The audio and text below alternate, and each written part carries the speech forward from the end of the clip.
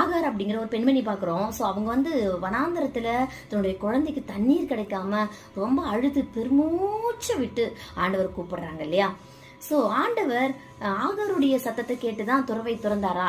இல்லங்க, தேவன் இந்த குழந்தையோட முணுமுணுக்கிற அந்த அழுகின் சத்தத்தை கேட்டு ஆகாருடைய கண்களை திறந்தாராம். அப்படி என்றால் முன்னதாகவே ஏற்கனவே அந்த இடத்துல ஒரு துறவு, ஒரு ஊற்று உண்டாக்கப்பட்டிருக்கிறது, ஆயத்தப்படுத்தப்பட்டிருக்கிறது. ஆனா ஆகாருக்கு அது தெளிவு தெரியல, அது கண்ணுக்கு புலப்படல. சோ ஆண்டவர் அதை தெரிய வச்சு அந்த குழந்தையின் உயிரை காப்பாற்றினாருங்க.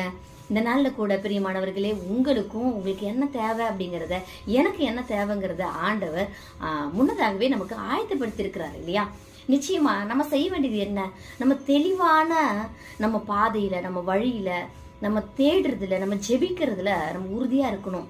ஸோ நம்ம சில நேரம் நம்ம பயங்கரமான கவலையில என்ன பண்ணுவோம், நம்ம என்ன செய்ய போறோம், என்ன ஜெபிக்க போறோங்கிறதே நம்ம மறந்துடுறோம்.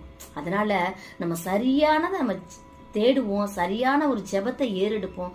தேவன் நமக்கும் ஆயத்தப்படுத்திருக்கிற அந்த காரியங்கள் எல்லாம் நமக்கு ஆண்டவர் நமக்கு தெரியப்படுத்தி நம்மளையும் ஆண்டவர் வாழ வைப்பாரு. ஸோ இந்த நாள் எதை குறிச்சும் நீங்க கவலைப்படாதீங்க.